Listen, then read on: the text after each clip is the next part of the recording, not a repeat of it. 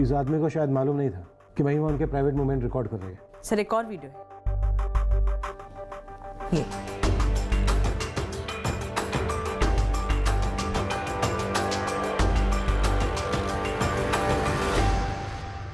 ये एक ही pen drive मिला? सर श्योर होने के लिए हमने घर का कोना कोना छान मारा। शायद हमारी ये थ्योरी सही थी सर कि कोई कुछ तो ढूंढने आया था जो नहीं मिला। वो शायद ये था पेन ड्राइव। सर महिमा शायद इन वीडियोस के जरिए इन दोनों आदमियों को ब्लैकमेल करने की कोशिश कर रही होगी। और हो सकता है सर इन वीडियोस में जो दो आदमी दिखाई दे रहे हैं इनमें से ही कोई कातिल हो। ये तब हो सकता है जब सिर्फ ये दो लोग ही ब्लैकमेल हो रहे हैं। क्या पता और लोग भी हो जिनकी सेक्स टेप बनी है। सर शुरुआत इन दोनों आदमियों से करते हैं। इन दोनों के चेहरे भी नजर आ रहे हैं। पहले पता तो चले कि आखिर ये सेक्स टेप बनाने का माजरा क्या है। कोई प्राइवेट सनक या क्रिमिनल मकसद, ये इन दोनों से पता चलेगा।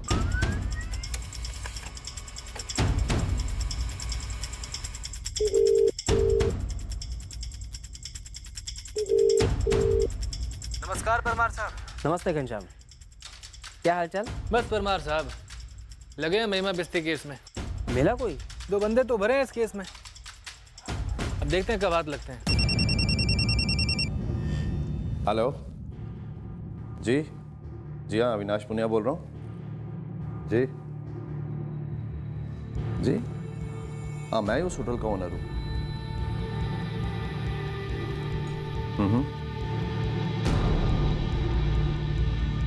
ठीक है। मैं हेलो जी हाँ, मैं जयराम बाफना बोल रहा हूँ जी। जी हाँ, मैं बैंक में सर्विस करता हूँ। जी हाँ।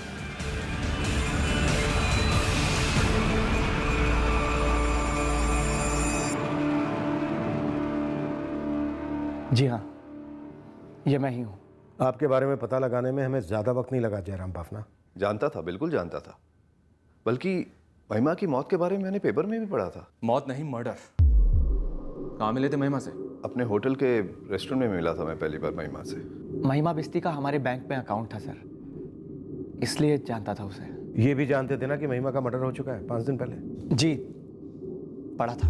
ये जो तस्वीर है जिससे हमने आपको ट्रेस किया, ये एक वीडियो रिकॉर्डिंग से ली। वो वीडियो रिकॉर्डिंग जिसमें आपकी और महिमा बिस्ती की प्राइवेट मुलाकात कैद है। सर मैं समझ गया। इतना तो हम भी समझ गए जयराम बाफना कि आप काफी करीब थे महिमा के। करीब मतलब हाँ, एक तरह से था। देखिए सर, आप जैसा सोच रहे हैं वैसा बिल्कुल नहीं है। उस टेप में हमने जो देखा वो सेक्स नहीं था। मैं ये नहीं कह रहा हूँ कि वो सेक्स नहीं था, पर उसके अलावा और कुछ नहीं था सर। कोई इमोशनल बंधन नहीं, कोई कमिटमेंट नहीं। महिमा अट्रैक्टिव थी, उसने मुझे सिग्नल दिए। वो चाहती थी कि हम आगे बढ़ें और मैं भी। हम दोनों की इच्छा से हम साथ में वक्त बिताते थे। और दोनों की इच्छा से साथ में बिताए गए उस वक्त की रिकॉर्डिंग भी होती थी। मैं एक शादीशुदा आदमी हूँ, बच्चे हैं मेरे। मैं भला ऐसा वीडियो बनाने का खतरा मोल क्यों लूंगा? मतलब खतरा था महिमा से? मेरे और महिमा के बीच में जो भी जिस्मानी ताल्लुकात थे वो हमारी मर्जी से थे। लेकिन उसने ये वीडियो कब बनाया, कैसे बनाया, मुझे इसका बिल्कुल आइडिया नहीं। और उसके बाद ही तो ये सारा कुछ शुरू हुआ। क्या? ब्लैकमेल सर, और क्या। महिमा पैसे मांगती थी मुझसे सर, हजारों में नहीं, लाखों में। मुझे झटका उस वक्त लगा जब उसकी असलियत सामने आई।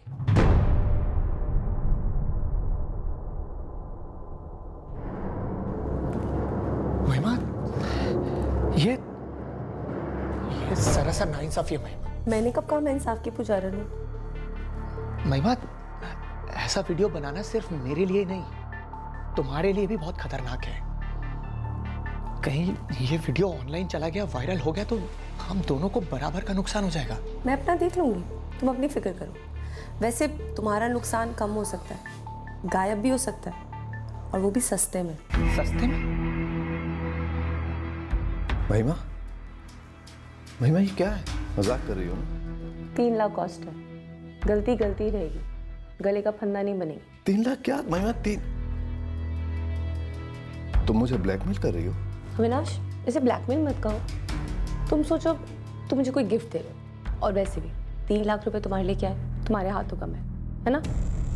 तो कहो कब दे रहे हो मुझे मेरा गिफ्ट? पहले 2 लाख, फिर 1 लाख, फिर और 1, उसके बाद तो मैं जैसे उसके लिए पैसों का नल बन गया था मैं सर। महिमा जब चाहे खोलती और पैसे गटक जाते। सारा कैश? और नहीं तो क्या सर, ब्लैकमेल, ब्लैक मनी। अब तक 5.5-6 लाख तो जा चुके हैं मेरे। कुछ और भी लोग हैं जिन्हें महिमा ब्लैकमेल करती थी? अब ये बात वो मुझे क्यों बताती, लेकिन जरूर होंगे। कसाई को एक ही बकरा थोड़े पालता है। और अपना गला बचाने के लिए तुम खुद कसाई बन गए और दबा दिया गला महिमा का। ब्लैकमेलिंग से छुटकारा पाने का यही तरीका था तुम्हारा? अगर उसे मारना ही होता तो जब पहले उसने 2 लाख की मांग की थी तभी मार डालता ना सर।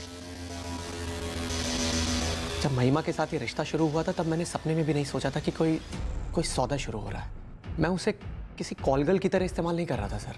मुझे लगा एक अकेली औरत है, उसकी अपनी ज़रूरतें होंगी बस। पैसा बहुत बड़ी ज़रूरत है जयराम।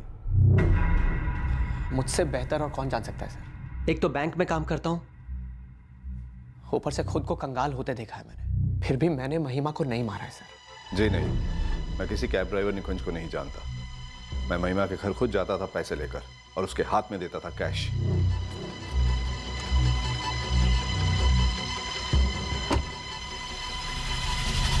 रहस्य नंबर 1 तो क्लियर हो गया कि महिमा अपना लोन बिजनेस कैसे चला रही थी।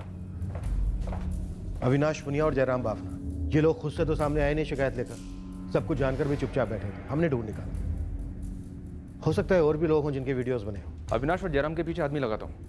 हालांकि मुझे भी लगता है कि कोई तीसरा भी होगा जिसका वीडियो बना होगा और शायद उसी के लिए महिमा के घर को खंगाला गया।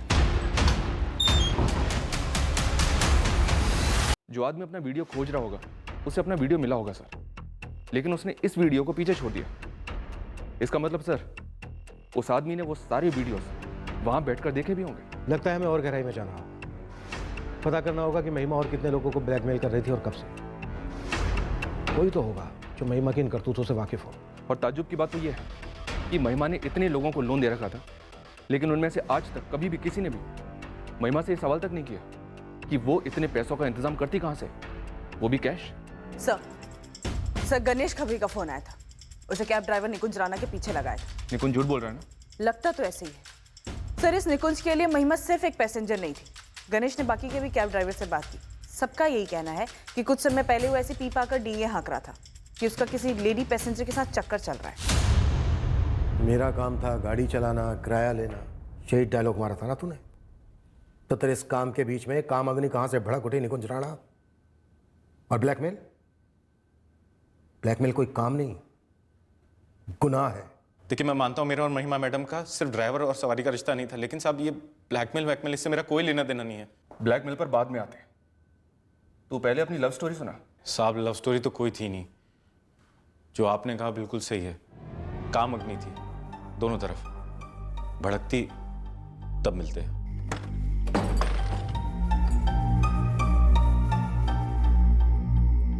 एक्सीलरेटर, ब्रेक, क्लच तीनों महिमा मैडम के हाथ में ही रहते साहब। जब उनका मूड करता वो बुला लेती। महिमा ने तेरे साथ भी वीडियो बनाया था क्या? ब्लैकमेल कर रही थी? मुझे ब्लैकमेल करके उनको क्या मिलता साहब? पैसे तो मेरे बटुए में उतने ही हैं जितने हैं। मजे तो मैं वैसे ही दे रहा था।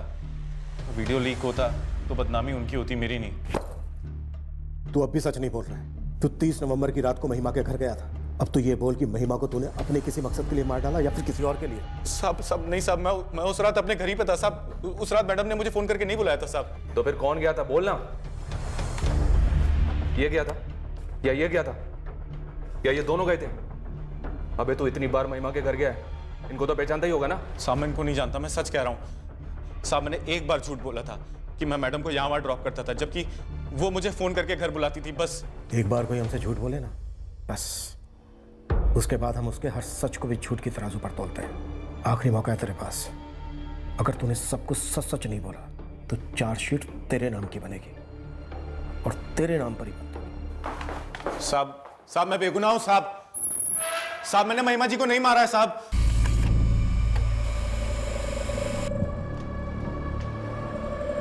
सर निकुंज राणा की फोन की लोकेशन 30 नवंबर की रात उसके घर की शो कर रही है, रोहिंगढ़ बस्ती। शातिर है। अपना फोन घर पर छोड़ा होगा, दूसरा और कोई फोन होगा। निधि मुझे पक्का लगता है या तो इस निकुंज ड्राइवर ने महिमा बिस्ती को मारा होगा या फिर ये निकुंज जैसा कुछ जानता है जो हम नहीं जानते।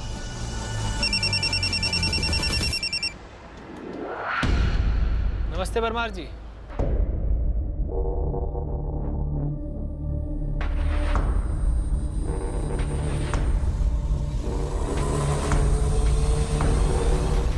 आपसे एक बात करनी थी महिमा बिस्ती मर्डर केस के बारे में। बोलो घनश्याम। कैलाश नगर पुलिस स्टेशन का एक रिटायर्ड कांस्टेबल है राजेश परमार। 2 साल पहले उसने वॉलंटरी रिटायरमेंट ली थी सर। अभी सिक्योरिटी गार्ड का काम करता है। कुछ बात करनी है उसके बारे में? सर ये जो महिमा बिस्ती का मर्डर केस है, मुझे लगता है राजेश परमार शायद उससे जुड़ा है।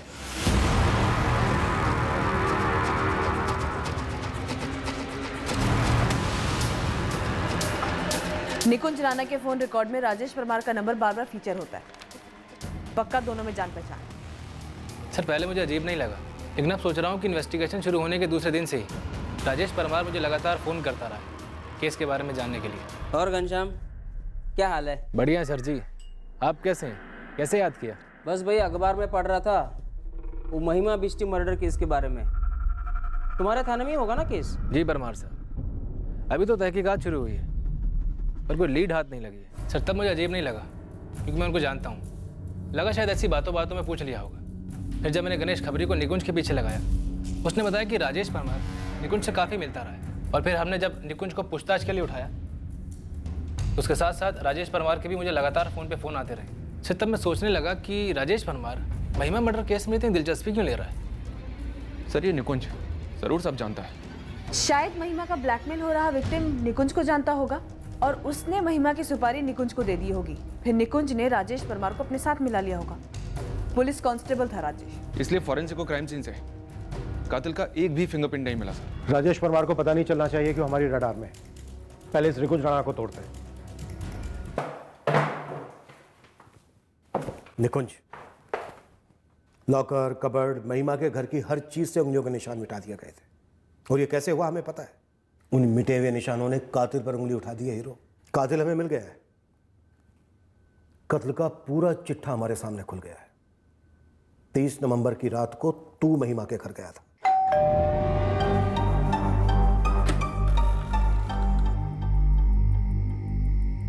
तुझे वहां पूरी ट्रेनिंग के साथ भेजा गया था। ऐसा दिखाने की कोशिश की गई जैसे चोरी हुई है, और चोरी हुई भी, लेकिन पैसों और गहनों की नहीं। सिर्फ 150 रुपए के एक पेन ड्राइव की जिसमें सेक्स टेप थी, जो महिमा ने बनाई थी किसी को झांसे में फंसाने की। और तुझे भी झांसे में फंसाया गया कत्ल करवाने के। तूने सब जगह से उंगलियों के निशान मिटाए, बस एक गलती करके एक जगह से हमें तेरी उंगलियों के निशान मिले। हाथ दे। नहीं साहब, नहीं। हाथ दे बोला ना। नहीं साहब। हाथ दे। साहब मेरी उंगलियों के निशान वहां हो ही नहीं सकते साहब। साहब मैंने कुछ नहीं किया, मैंने नहीं मारा महिमा जी को साहब। तूने, सिर्फ तूने मारा है महिमा को, और अब तू मरेगा फांसी के फंदे पर लटक कर। नहीं साहब, मैंने कोई कत्ल नहीं किया साहब। सबूत है हमारे पास। सब कत्ल का इरादा कभी था ही नहीं। महिमा जी नाराज हो गई, लेकिन उन्हें मारने का इरादा मेरा कभी नहीं था साहब। नाराज हो गई? हाँ साहब। क्यों नाराज हो गई? मैंने उनको कत्ल नहीं किया है साहब। मैंने नहीं मारा है किसी को साहब। अगर तूने नहीं मारा है तो फिर किसने मारा है? अब उन्होंने बोला था कि कुछ नहीं होगा, बस मुझे अपना मुंह बंद रखना होगा। किसने बोला था? राजेश परमार ने? हाँ साहब, वो परमार साहब मैडम जी पे बहुत गुस्सा हो गए। क्यों गुस्सा हो गया?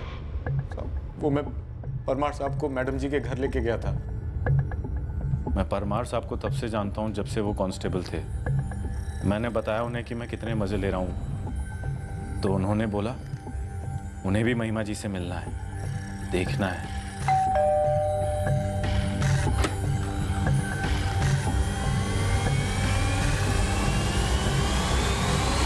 Retired constable security guard Rajesh Parmar क्यों मिलना चाहता था महिमा बिस्ती से? किसकी तरफ से मिलना चाहता था? किसी की तरफ से नहीं। तो फिर उसे मिलना क्यों था महिमा से? उसी के लिए जिसके लिए मैं मिलता था महिमा जी से। निकुंज कौन है ये? दोस्त है। तो इसे यहाँ क्यों लेकर आए हो? इसको भी क्या इंटरेस्ट है। इंटरेस्ट है? क्यों इतना फड़फड़ा रही हो मैडम? इसको यहाँ से लेकर जाओ। समझ के रखा है तुमने मुझे? मैडम समझ वमझ तक क्यों जाना? जैसे निकुंज के साथ मजे करती हो वैसे हमारे साथ भी कर लो। चाहिए तो जो कुछ भी थोड़ा बहुत बनता है दे देंगे। इस घटिया आदमी को अभी के अभी मेरे घर से बाहर लेकर जाओ, और आज के बाद अपनी शक्ल दिखाने की जरूरत नहीं है मुझे। यहाँ पर हम सभी घटिया हैं। क्यों शराफत का नकाब ओढ़ के रखा है? उतार दो और हमें आजमा कर देखो। तजुर्बेकार घोड़ा लंबा दौड़ता है। साली 2 टकी की औरत मुझ पर हाथ उठाती है। जानता ना मैं कौन हूँ? तालाब की गंदी मछली को जानने का हमें कोई शौक नहीं। चलो। महिमा बिश्ती को जानने वाला हर कोई उसके कत्ल से दंग रह गया है और कत्ल के मकसद को जानकर होश उड़ गए हैं सबके। महिमा जो कर रही थी और जिस अंजाम से वो मिली, ये जानने के बाद महिमा के परिवार को भी गहरा आघात पहुंचा। कुछ लोगों को राहत भी मिली जो अपनी ही कमजोरी का शिकार बने थे। हमें कभी पता नहीं चला कि क्या महिमा की ब्लैकमेल लिस्ट में और भी लोग थे, क्या और भी पेन ड्राइव छुपाई गई थी कहीं।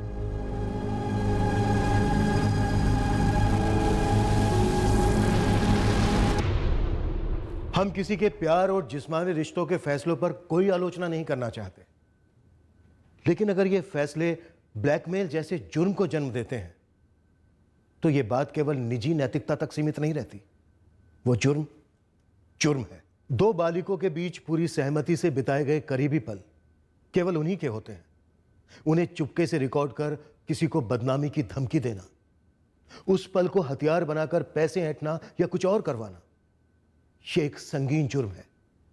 फिर चाहे वो कोई मर्द करे या औरत, वो जुर्म है। अपनी तन्हाई, अपनी लैंगिक इच्छाएं तृप्त करने के लिए महिमा ने जो भी किया, ये उसका निजी मामला था। फिर चाहे कैब ड्राइवर निकुंज राणा के साथ उसका रिश्ता हो या फिर किसी और के साथ, किसी के निजी फैसलों को देखकर उसे टेकन फॉर ग्रांटेड लेना बिल्कुल गलत है। अपनी मानसिकता से उभरती जरूरतों को पूरा करने के लिए किसी और के चरित्र को हल्के में लेना, उसकी रजामंदी की परवाह ना करना किसी भी सूरत में सही नहीं हो सकता, जैसा कि इस केस में राजेश परमार ने किया। हम कल यानी रविवार को फिर मिलेंगे एक नए केस के साथ,